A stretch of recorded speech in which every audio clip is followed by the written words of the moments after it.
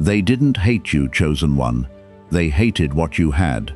And right now, while you're reading this, the same person who reached into your relationship and pulled it apart thread by thread is watching everyone they love walk out the same door they pushed you through. That's not a coincidence. That's not bad luck catching up to a stranger. That's the exact debt they took out the day they decided your love was something they were entitled to destroy. You remember the version of events they sold you, the doubts that came from nowhere, the concerned comments dressed up as loyalty, the timing that never made sense until you finally saw the pattern. They didn't want to see you hurt. They wanted to see you alone. And the difference between those two things is the whole story. Because envy doesn't want you broken for the sake of breaking you. Envy wants what you had, and when it can't have it, it makes sure nobody gets to keep it either. Here's what they didn't calculate. They thought sabotage was a one-time transaction. Say the lie, plant the seed, watch it grow, walk away clean. But nothing that's built on someone else's ruin stays standing on its own. What they poured into destroying your relationship, they're about to watch drain out of every relationship they have left.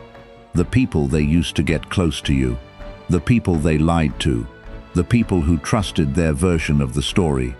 One by one, chosen one, they are starting to leave. And they don't even understand why yet. Before we go further, hit like and subscribe. Not because this channel needs it, but because this message needs to reach the next person sitting exactly where you were sitting 6 months ago, wondering if they imagined the whole thing. They didn't imagine it, and neither did you. What's coming next isn't comfort, it's documentation.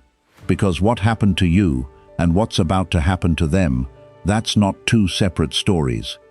That's one story with two endings, and only one of them gets to keep anything when it's over. If you feel that pull in your chest right now, that quiet recognition that says, this is about you, drop 77 in the comments. Let's break down exactly how envy becomes its own executioner. Number 1. The moment they decided your love was a threat. Nobody sabotages a relationship they don't secretly want for themselves. Let that sit in front of you plainly, because it's the truth they will never say out loud. They didn't move against you because they thought you were bad for each other. They moved against you because what you two had made them feel small in a way they couldn't explain to anyone, least of all themselves. You weren't performing happiness. You weren't posting it for approval. You were just living inside something steady, something real, something that didn't need an audience to be true. And to someone who has never built anything that steady, that kind of quiet ease looks like an accusation. They watched the two of you long before they ever said a word against it. They noticed the way you looked at each other when you thought no one was paying attention. They noticed how conflict between you never turned into cruelty. They noticed how you defended each other in rooms where it would have been easier to stay silent. And instead of asking themselves why they didn't have that, they asked themselves how to take it away from you. That's the part they'll never confess. Their first move against your relationship wasn't strategy. It was grief, disguised as concern, jealousy, wearing the costume of a friend who was just looking out for you. Think about the timing of their first comment. It never came during a hard season, when doubt might have been forgivable. It came during a good one, right after an anniversary, right after you told them something that made your eyes light up, right after you said, without thinking twice, that you'd never been happier. That's when the seed got planted. Not because they saw a red flag, because they saw joy they didn't have a source for in their own life, and they couldn't stand watching you hold something they hadn't figured out how to build. You might still ask yourself why. Why you? Why your relationship specifically when there were other people around them, other couples, other lives to compare themselves to? Simple. Proximity plus visibility plus ease. You were close enough to watch, happy enough to envy, and calm enough that they assumed you'd never fight back. They didn't choose the hardest target. They chose the one they thought wouldn't notice until it was too late. And here's the part that should settle something heavy in your chest right now. You weren't naive for trusting them. You were decent. Decent people don't walk around assuming the person smiling at their relationship is quietly working to end it. That blind spot isn't a flaw in your character. It's proof of it. The universe doesn't punish people for being good at trust. It just eventually makes sure the ones who exploited that trust learn exactly what it costs to lose it for good. None of this means you have to carry hatred for them, chosen one. And you don't have to force yourself into forgiveness either. Not yet. Maybe not for a long time. What matters right now is simpler than either of those things. It's clarity. Seeing exactly what happened without the fog they worked so hard to keep in the room. That clarity was the one thing they needed you to never have. Because a person who understands the shape of what was done to them stops mistaking it for their own failure. You're not required to feel anything specific about them today. You're only required to stop blaming yourself for trusting someone who was never being honest with you in the first place. Number 2, the lie that was never really about you. Every sabotage starts with a story that sounds almost believable, and theirs was no different. A comment slipped into a conversation that had nothing to do with you. Just so you know, whispered at a moment engineered to look accidental. A half-truth stitched together with just enough real detail to survive a fact check and just enough exaggeration to do the damage they wanted. They didn't invent a lie out of nothing. That would have been too obvious, too easy to disprove. They took something small and real and stretched it until it looked like betrayal. What they never understood is that a lie built to destroy someone else's trust always needs a foundation to stand on, and that foundation is always the liar's own character, not yours. Every detail they twisted, every implication they let hang in the air without confirming or denying it, that's a signature. It's evidence, even if nobody could see it yet. They thought they were writing your story. What they were actually doing was writing a confession they'd have to answer for later. Picture the conversation the way it actually happened, not the way they wanted it remembered. A raised eyebrow instead of a direct accusation. A pause designed to make you fill in the worst version of the blank yourself. I'm not saying anything. I just think you should know. That's not concern, chosen one. That's a scalpel dressed up as kindness. Real concern comes with clarity. It comes with names, dates, willingness to be questioned. What they gave you instead was fog thick enough to hide in and thin enough to make you doubt what you'd built with your own eyes. And the cruelest part is, they knew exactly what they were doing while doing it. They watched your face change. They watched the question mark form behind your eyes. And instead of stopping, instead of saying, actually, forget I said anything, I might be wrong, they let it sit there and rot. Because the goal was never resolution. The goal was rupture. A crack doesn't need much pressure once it's already been placed exactly where the structure is thinnest. Here's what you need to hold on to right now. The lie wasn't about the two of you. It was never really about your relationship at all. It was about them needing something to feel powerful over, and your happiness was simply the easiest thing in reach. That means the collapse that's coming for them isn't punishment for hurting you specifically. It's the natural weight of every relationship they've ever approached the exact same way. Quietly, patiently, waiting to find the crack that already existed so they could widen it for their own benefit. There's a particular cruelty in using something private, something you only shared because you trusted them, and turning it into ammunition against the person you loved. That's not a mistake anyone makes by accident. It takes intention to take somebody's vulnerability and repurpose it as a weapon. And intention is exactly what separates a misunderstanding from a betrayal. What's coming for them now isn't random misfortune landing on an innocent person. It's the direct, traceable result of a choice they made with full awareness of what it would cost you. Made anyway because your cost never factored into their calculation at all. Number 3. Why they needed you to be the one who looked unstable. A sabotage only works if the person doing it never looks like the villain. That's the part they engineered most carefully. They didn't want to be seen dismantling your relationship. They wanted to be seen as the calm, reasonable one standing beside the wreckage, shaking their head like they'd tried to warn everyone. So while the doubt they planted was doing its slow work on you, they were simultaneously building their own alibi. A little extra warmth toward your partner. A little extra sympathy aimed your way. A carefully maintained neutrality that let them stand in the middle of the damage without a single fingerprint on it. This is why, when things started falling apart, you were the one who felt crazy.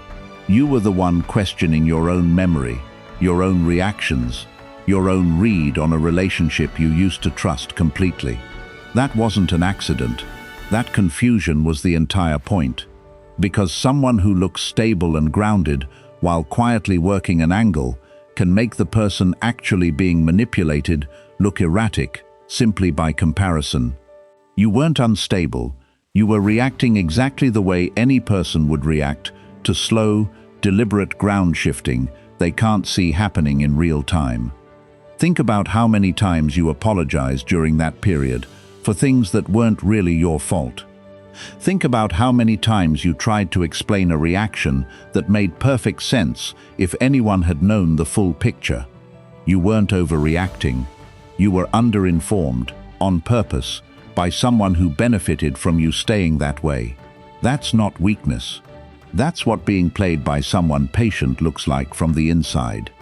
And here's the twist they never saw coming. The same performance of calm, reasonable neutrality that protected them back then is the exact thing that's about to expose them now.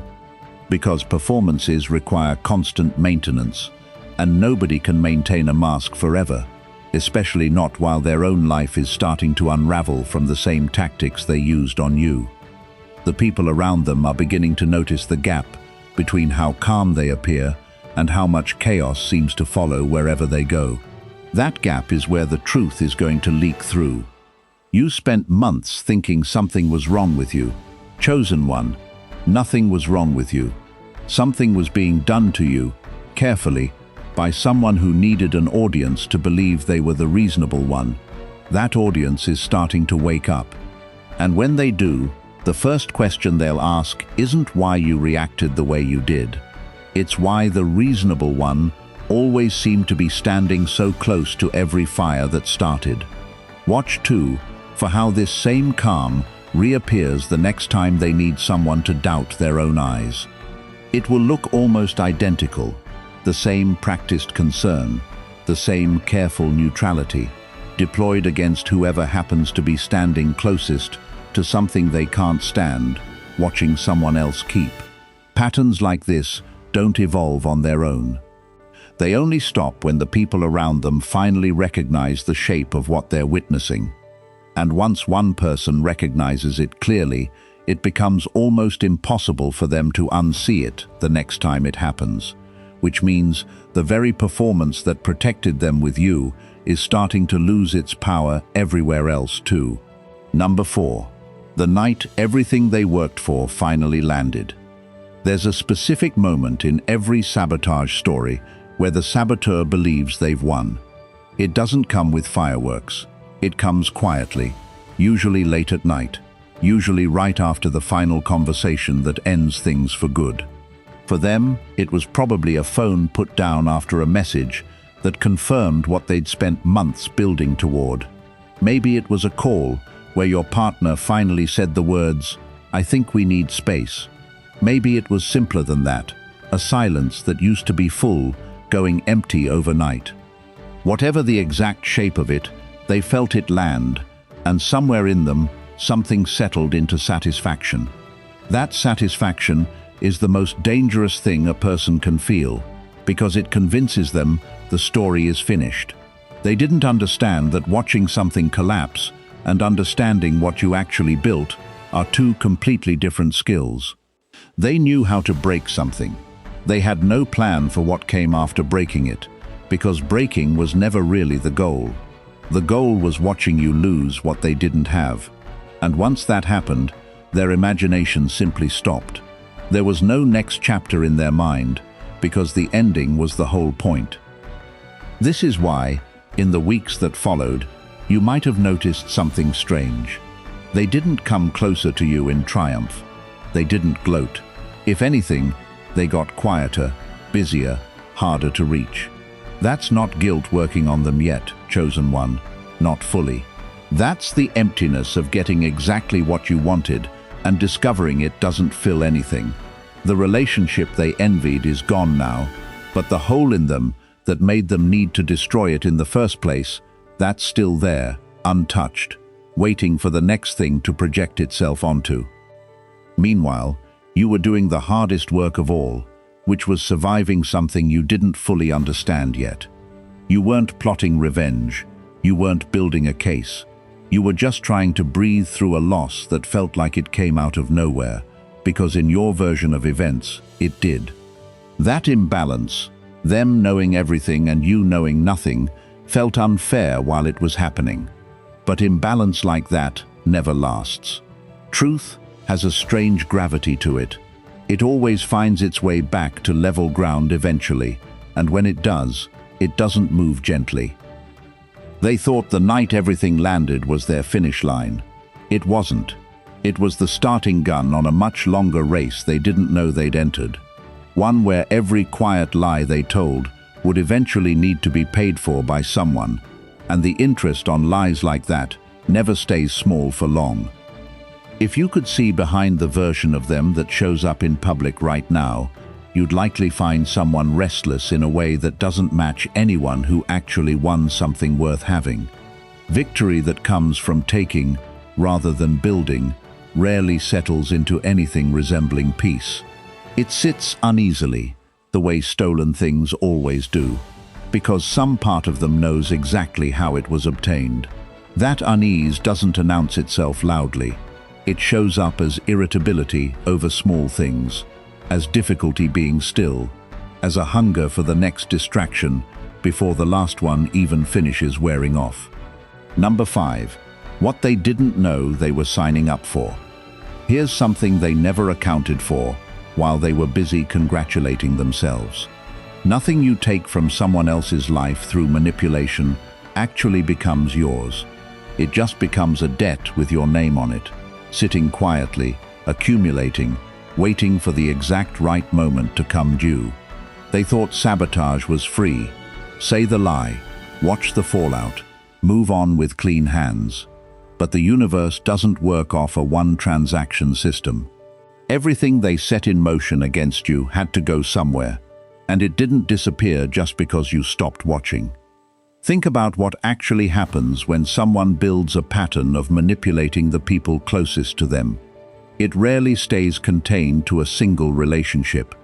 The same instincts that let them plant doubt in yours are the same instincts they use everywhere else, with friends, with family, with every new partner who gets close enough to actually know them. They can't turn that off just because it worked once. People who get comfortable manipulating one relationship don't retire the skill. They refine it, and every time they use it again, they add another name to the list of people who will eventually feel exactly what you felt, and eventually connect exactly what you eventually connected. This is the part that should genuinely settle something in you, chosen one. You don't have to do anything to collect on this debt. You don't have to confront them. You don't have to expose them publicly. You don't have to send a single message proving you were right. The debt collects itself, because character doesn't change its shape depending on which relationship it's standing inside of. The same envy that couldn't stand watching you happy is now sitting inside every relationship they have, quietly making sure nobody around them gets to keep something whole either. Watch closely over the coming months. Watch how the people who used to defend them start going quiet instead. Watch how invitations start thinning out. Watch how the stories they tell about you start shifting slightly every time they retell them. Because a lie that isn't anchored to truth can't stay consistent forever. Small inconsistencies are how liars eventually catch themselves without anyone else needing to do it for them. You spent your energy grieving something real. They spent theirs building something hollow. And hollow things don't hold weight. Eventually, under enough pressure, they cave in on themselves. That's not a threat. That's just what happens to anything built without a real foundation. They signed up for exactly this the day they decided taking your peace was worth more than protecting their own integrity. This debt doesn't stay confined to romantic relationships either.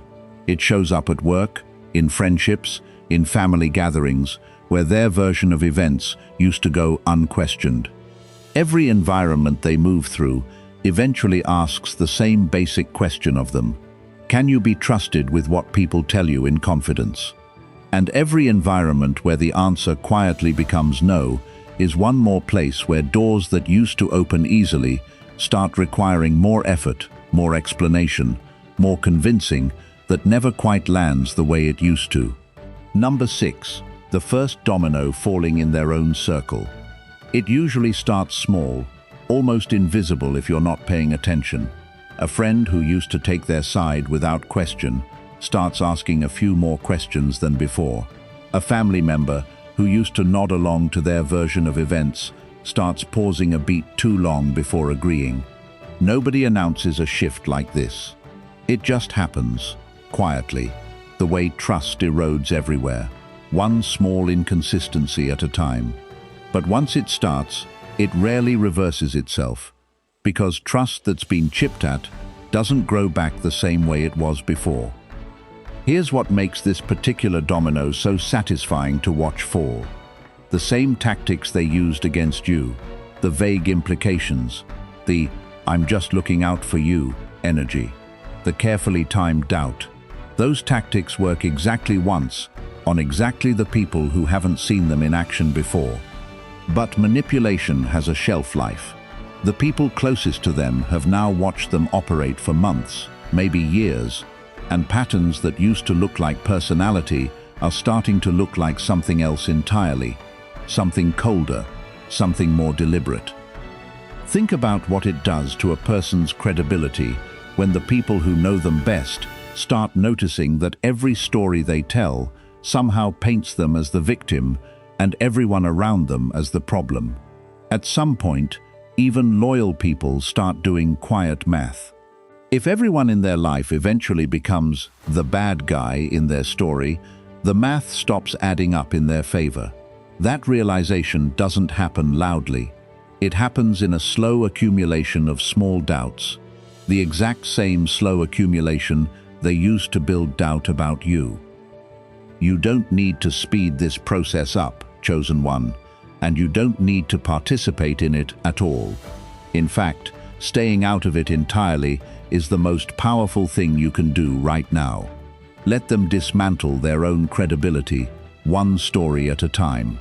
Every time they reach for the same manipulative pattern that worked on you, and it fails to land the same way on someone who's known them longer, that failure becomes visible. This is the part where their own foundation starts shaking, not because of anything you did, but because of everything they built on the exact same unstable ground they used against your relationship. The first domino has already fallen. You may not be able to see it yet from where you're standing, but somewhere in their circle, someone just started wondering if the story they've been told about you was ever really true. None of this needs to be dramatic to be real. Most collapses like this happen exactly the way this one is happening, quietly, in 1,000 small moments nobody photographs or posts about. A missed call that used to always get answered. A group chat that goes quiet exactly when they need it most. A birthday that gets acknowledged with less warmth than it used to. These aren't headlines. They're just the ordinary, unremarkable texture of what it looks like when trust finally runs out of patience. Number 7. the people they used are starting to see through them. There's a specific kind of exhaustion that sets in when you realize you were a tool in someone else's plan rather than a genuine friend in their life. It doesn't hit all at once. It builds slowly, through small memories that suddenly make sense in a completely different light. The favor that was asked at a strange time. The information that got passed along a little too easily. The conversation that felt engineered rather than natural, looking back. People are starting to remember these moments now, chosen one, and remembering them with new eyes. This is the danger of using people instrumentally instead of genuinely caring about them. Every person they leaned on to help spread the story. Every friend who repeated a version of events they never actually verified. Every family member who took their word without asking a single clarifying question. All of them are now potential witnesses to a pattern they didn't realize they were part of until much later. Manipulators need an ecosystem to survive, and ecosystems built on being used eventually collapse the moment the people inside them realize what they were actually being used for. Watch how the language changes when someone starts putting the pieces together. It's rarely dramatic. It's usually just a slight cooling, a slower response time, let me think about that, instead of automatic agreement. These are the sounds of someone quietly stepping back from a role they didn't know they'd been cast in. And once one person steps back, it becomes easier for the next person to notice they'd been standing on the same shaky ground the whole time. You might be wondering why this matters to you at all, now that the relationship is already gone. Here's why it matters. Because the people who are waking up to what happened aren't just protecting themselves from further manipulation. They're also, whether they say it out loud or not, starting to reconsider the story they were told about you. Every person who realizes they were used to spread a lie eventually has to ask themselves an uncomfortable question. What if the person I was told to distrust was never actually the problem? That question doesn't need your help to spread. It spreads on its own, at exactly the pace truth always moves at, which is slower than lies but far more permanent. The people they used to build their case against you are becoming the very people who are going to unravel it, simply by paying closer attention to the pattern they've finally allowed themselves to see. This is also why you don't need to reach out to any of them right now, even the ones who might seem like they're finally ready to listen. Let their own realization finish forming on its own timeline. A person who arrives at the truth because they worked it out for themselves holds onto it far more firmly than a person who was simply told what to believe by someone with an obvious stake in the outcome. You don't need converts. You need the truth to keep existing exactly as it is, patient enough to wait for people to catch up to it in their own time. Number 8. The small slips that are turning into loud confessions. Nobody maintains a lie perfectly forever, especially not one that has to keep expanding to cover new questions as they come up. What started as a single, carefully worded comment about your relationship has had to grow over time, picking up new details, new justifications, new explanations for why the story keeps needing adjustment. And every adjustment is a risk, because the more a lie has to stretch, the more likely it is to tear somewhere nobody expected. You've probably already heard, secondhand, about a version of events that doesn't quite match what they told someone else. Maybe the timeline shifted. Maybe a detail that used to be central to the story quietly disappeared because it stopped making sense under scrutiny. These aren't accidents, chosen one. These are the fingerprints of someone managing a story that was never built on solid ground in the first place. Truth doesn't need management. Only lies require constant maintenance, and maintenance eventually slips. Think about what it feels like from their side right now, even if you can't see it directly. Every new person who asks a follow-up question is a small threat. Every casual, "Wait, I thought you said," is a moment of internal panic they have to smooth over quickly before it becomes visible to everyone else in the room. That kind of constant low-level vigilance is exhausting in a way that eventually shows up on someone's face, in their tone, in the small irritability that surfaces when they're asked to repeat a story they've told one too many times with one too many versions. This is why liars eventually get caught by their own mouths more often than by anyone else's investigation. They don't need you to expose them, they only need enough time and enough retellings for the cracks to widen on their own. Every slip is a tiny confession nobody asked for, dropped in front of people who are now paying closer attention than they used to. You don't have to correct a single word of it. Let every inconsistency sit exactly where it lands. The people around them are collecting these slips, whether they realize it consciously or not, and eventually, enough small confessions start to look exactly like what they are. Not misunderstandings, not miscommunications. A pattern, finally visible in daylight, built entirely out of the small pieces they thought nobody was tracking. None of this requires you to track every slip or keep a mental record of every inconsistency you hear about secondhand. That kind of vigilance would only tie you back to a story you've already worked so hard to walk away from. The slips are happening whether you're counting them or not, and the people noticing them don't need your commentary to draw their own conclusions. Your job was never to prosecute the case, it was only ever to survive it, and you already have. Number 9. Why everyone who loves them is starting to pull away. Love doesn't survive well in an environment built on constant management, and that's exactly the environment they've created around themselves without realizing it. Every relationship they have now requires a certain amount of careful navigation, avoiding certain topics, managing certain perceptions, staying aware of which version of a story got told to which person. That kind of environment is exhausting to be inside of, even for people who genuinely care about them. And exhaustion, over enough time, turns into distance whether anyone intends it to or not. Here's what's happening quietly in the background of their life right now. The people who love them are starting to feel the weight of walking on ground that shifts depending on the day, depending on the audience, depending on whatever story currently serves them best. Nobody signs up to love someone permanently on those terms.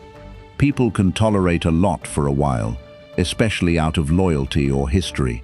But tolerance has a limit, and that limit gets reached faster when the person being tolerated keeps generating fresh reasons to doubt their word.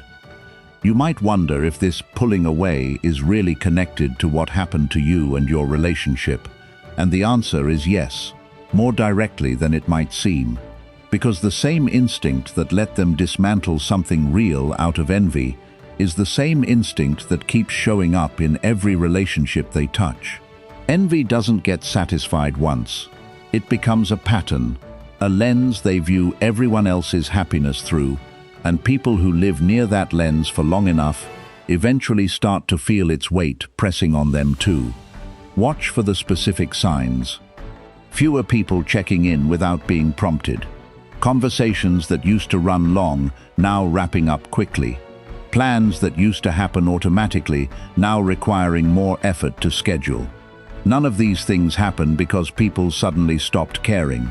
They happen because caring about someone who consistently manages, manipulates, or minimizes the people around them eventually asks more of a person than most relationships are built to sustain. This is the quiet, undramatic version of losing everyone you love. It doesn't come with a single explosive confrontation. It comes with a slow draining of warmth from every direction at once, until one day they look around and realize the room that used to be full of people who chose them is now mostly empty, and nobody sent a formal notice explaining why. This is the part that deserves to be said plainly, chosen one. You are not responsible for warning anyone still standing close to them. You already tried honesty once, and it cost you something real. You don't owe another round of it to people who will eventually see it for themselves anyway, on their own timeline, once they've collected enough evidence that no longer requires your testimony to be believed. Number 10. The moment the person you loved starts remembering who you really were. Time has a strange way of clearing fog. That manipulation depends on staying thick. In the immediate aftermath of a sabotaged relationship, everything feels urgent, confusing, colored by whatever version of events was most recently repeated. But time removes the urgency, and once the urgency is gone, memory starts doing something manipulation can't control anymore. It starts sorting through evidence on its own, without an outside voice constantly narrating what everything is supposed to mean. This is happening right now, chosen one, whether you can see it directly or not. The person you loved is starting to remember things that don't fit the story they were told. A moment of genuine tenderness that doesn't match the narrative of someone who supposedly didn't care. A pattern of consistency that contradicts whatever inconsistency was implied at the time. Memory, given enough distance from the noise that clouded it, tends to return to what actually happened rather than what someone else needed it to look like. You don't need to reach out to trigger this. In fact, reaching out too soon can interrupt a process that works far better left alone. What you built together was real, and real things leave real evidence behind. In habits, in inside jokes that surface unexpectedly, in the specific way certain songs or places or dates still carry weight neither of you asked them to carry. That evidence doesn't disappear just because a lie was told about it. It sits quietly in memory, waiting for the noise to clear enough to be noticed again. Meanwhile, the person who sabotaged you is facing the opposite problem. Their version of events has to keep being actively maintained, because unlike genuine memory, manufactured narratives don't hold their shape under quiet reflection. Every month that passes without new manipulation to reinforce the original lie is a month where the lie naturally starts to fade, while the truth, needing no maintenance at all, simply continues to exist exactly as it always did. This is why patience has become your strongest asset, even though it never felt like a strategy while you were living through it. You weren't performing patience for effect. You were just surviving, honestly, without needing to manage anyone's perception of what happened. And honest survival, given enough time, tends to look a lot more convincing than a carefully managed lie that's had to keep evolving just to stay standing. You might still feel a pull toward wanting confirmation, some sign that the person you loved has landed on the truth. That pull is human, and there's nothing wrong with feeling it. But confirmation was never the requirement for your peace to be valid. What you know about what actually happened between you doesn't need external validation to remain true. Whether or not they ever say it out loud, the truth already belongs to you, fully formed, and it was never waiting on anyone else's permission to exist. Number 11. The isolation that's closing in around them. There's a particular kind of loneliness that catches up to people who've spent years managing relationships instead of genuinely showing up inside them, and it tends to arrive exactly when they need connection the most. Because manipulation is a strategy for controlling outcomes, not a foundation for real intimacy, and the difference between the two becomes painfully obvious the moment someone actually needs support instead of an audience. Think about what's likely happening in their life right now, quietly, behind whatever face they're still showing the world. The friends who used to be reliably available are becoming harder to reach. The family members who used to take their side automatically are asking more questions before offering support. The people who might have once rushed to comfort them during a hard moment are now hesitating, weighing whether the story they're being told this time is actually true, given the track record they've quietly built. This isolation isn't punishment being handed down from outside. It's the natural result of a life built on managing perception instead of building trust. People can sense, even when they can't articulate it clearly, when they're being handled rather than truly known. And once that feeling sets in, it's almost impossible to undo through more of the same tactics that created it in the first place. You can't manipulate your way out of a trust problem caused by manipulation. That well runs dry the more you draw from it. You know this feeling from the other side, in a completely different way. You know what real isolation feels like, the kind that was manufactured against you through lies you didn't even know were being told. But your isolation had a source outside yourself, an injustice done to you, rather than a pattern you created. Their isolation is different. It's self-authored, built one manipulated relationship at a time, and there's no external villain for them to blame it on, no matter how badly they might want one. This is the quiet cost of everything they set in motion against you. Not a single dramatic downfall, but a slow, steady emptying of the exact kind of support system they'll need the moment life gets hard again. And life always gets hard again, eventually. When it does, chosen one, they're going to reach for people who are no longer standing where they used to be. There's no satisfaction in watching someone arrive at loneliness, even someone who caused you real harm, and you don't have to pretend otherwise to feel the weight of what's happening here. What matters isn't enjoying their isolation. What matters is understanding it clearly enough to stop carrying any leftover guilt about the ending of your own relationship. Their isolation is the natural consequence of choices made independently of you, long before and long after the specific damage they did to what you built together. Number 12. The karma they genuinely cannot outrun. Here's something worth understanding clearly, because it separates real accountability from wishful thinking. This isn't about hoping something bad happens to them out of anger. This is simply how consequence works, when it's allowed to move at its own pace, instead of being rushed by revenge.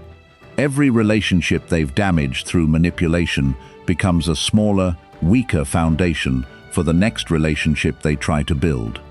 And foundations don't strengthen themselves just because time passes. They either get repaired honestly, which requires the kind of self-awareness manipulation actively resists, or they keep collapsing in slightly different shapes each time. Think about what this actually looks like in practice over the coming months and years.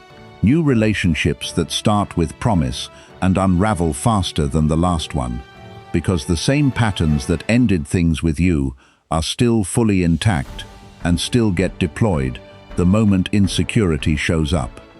Old relationships that never fully heal because trust, once broken through discovered manipulation, requires a level of consistent honesty that doesn't come naturally to someone who's spent this long avoiding it.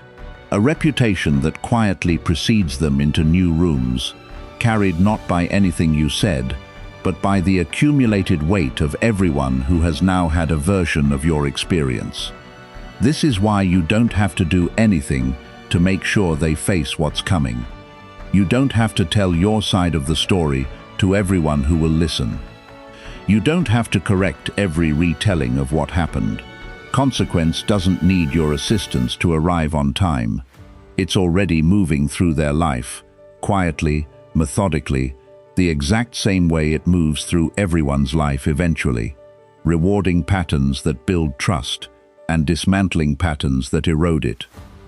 You might still feel the pull to speed this up, to make sure they know exactly what they cost you.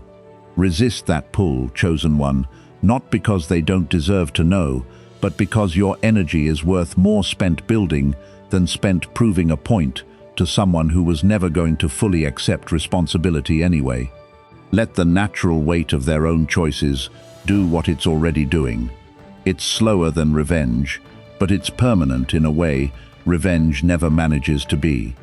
The karma they cannot outrun isn't a mystical force waiting to strike. It's simpler and far more certain than that. It's just the compounding result of every relationship they've treated as disposable, finally catching up to the version of them that has nothing left to disposably burn through. This is also why patience matters more than proof.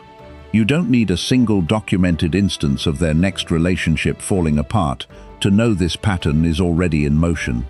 Character doesn't take a break just because the scenery changes.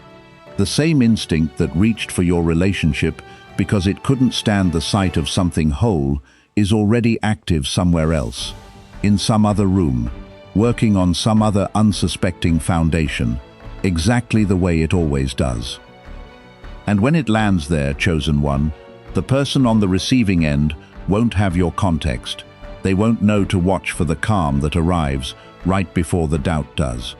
They won't recognize the pattern the way you eventually did, painfully, after it was already too late to stop it the first time. That's not something you need to fix for them. It's simply proof that what happened to you was never a personal failure on your part.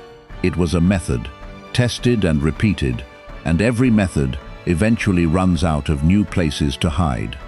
Number 13, what you quietly built while they were busy destroying. While they were spending their energy managing perception, spreading careful half-truths, and maintaining a story that required constant upkeep, you were doing something they never accounted for. You were healing, slowly and honestly, without an audience, without needing anyone to validate that your pain was real. That kind of quiet rebuilding doesn't make headlines. It doesn't get noticed the way drama does. But it's the only kind of rebuilding that actually holds weight over time, because it isn't performed for anyone. It's simply true. Think about everything you've had to relearn since then, how to trust your own perception again after someone worked hard to make you doubt it. How to sit with grief without needing it resolved immediately. How to separate what actually happened from what you were told happened, piece by piece, at your own pace, without anyone rushing you toward forgiveness or closure before you were ready for either. That process is invisible from the outside, but it's the most important construction project of your life, and you've been doing it this entire time, whether you gave yourself credit for it or not. Here's what makes this chapter so different from theirs. What you're building doesn't require maintenance, because it isn't a story you have to keep adjusting to fit new questions. It's simply your life, continuing to unfold honestly, one steady day at a time. You're not performing recovery for anyone watching. You're just genuinely getting better, which means the foundation you're standing on now is stronger than anything they could ever manufacture, no matter how convincing their version of events looks to people who don't know the full story yet. You don't need their downfall to validate what you already know about what happened. Their collapse, when it fully arrives, will simply confirm what your own healing has already quietly proven, that you were never the unstable one. You were never the problem they made you look like. You were someone who trusted the wrong person with something real. And trusting someone, even when it goes wrong, has never been a character flaw. It's evidence you were capable of loving fully, which is a far rarer thing than the ability to destroy what someone else built. What you quietly built while they were busy destroying is the thing that's going to outlast every lie they ever told, because it doesn't depend on anyone believing it to be true. It just is. This is also the quiet reason you don't need to compare your timeline to anyone else's. Healing that happens honestly doesn't follow a schedule set by how quickly someone else falls apart. Some days that steadiness will feel obvious to you, and other days it won't. And both of those days still count as progress, because real rebuilding was never about feeling strong every single moment. It was about staying honest with yourself long enough for strength to become the natural result instead of a performance you had to maintain. Number 14, the collapse that finishes what envy started. Every story built on envy eventually reaches the same ending, whether the person living it sees it coming or not. The thing they envied you for wasn't actually the relationship itself. It was the peace underneath it, the steadiness, the sense of being genuinely known and chosen by someone without needing to manufacture it.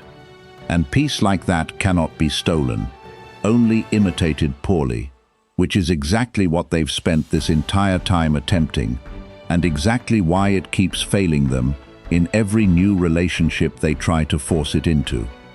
This is the collapse that's finishing now, quietly, without any dramatic final scene. It's not one explosive event. It's an accumulation. Every relationship that thinned out, every friend who started asking harder questions, every version of the story that couldn't survive contact with actual memory, every attempt to manufacture the peace they envied, landing hollow, because peace was never something that could be taken from someone else and installed somewhere new. They're standing now in the middle of exactly what they created, surrounded by fewer people than they started with, holding a version of events that fewer people believe every month that passes. You don't need to watch this closely to know it's happening. You already know it, because you understand something they never let themselves learn. Real connection isn't something you can engineer through control. It's something you build slowly, honestly, with someone who chooses you back just as intentionally as you choose them. They spent their effort making sure you couldn't keep that. What they never understood is that effort like that doesn't disappear once it's used. It becomes the exact shape of the isolation they're standing in right now, built with their own hands, out of their own choices, with nobody left to blame it on but themselves. This was never about revenge, chosen one, and it still isn't. It's about the simple, unglamorous truth that what you plant is eventually what grows around you, whether you intended the harvest or not. You planted honesty, even through pain you didn't deserve. They planted envy disguised as concern. And right now, in real time, both of those seeds are exactly where they were always going to end up.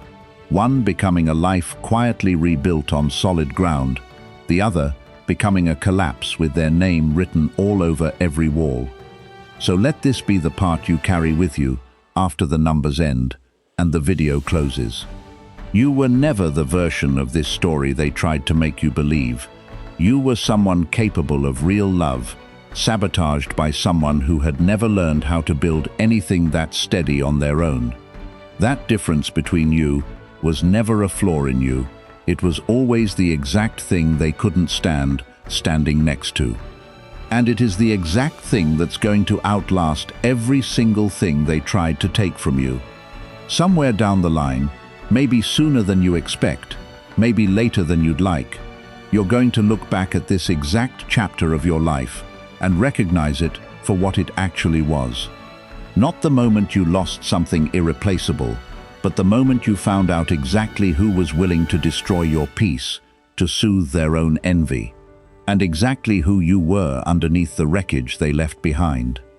That version of you, the one who stayed honest when honesty cost something, the one who didn't stoop to their level even when it would have been easy to, that version was never the one who needed to change. It was always whole. It's just finally standing somewhere quiet enough to be seen clearly.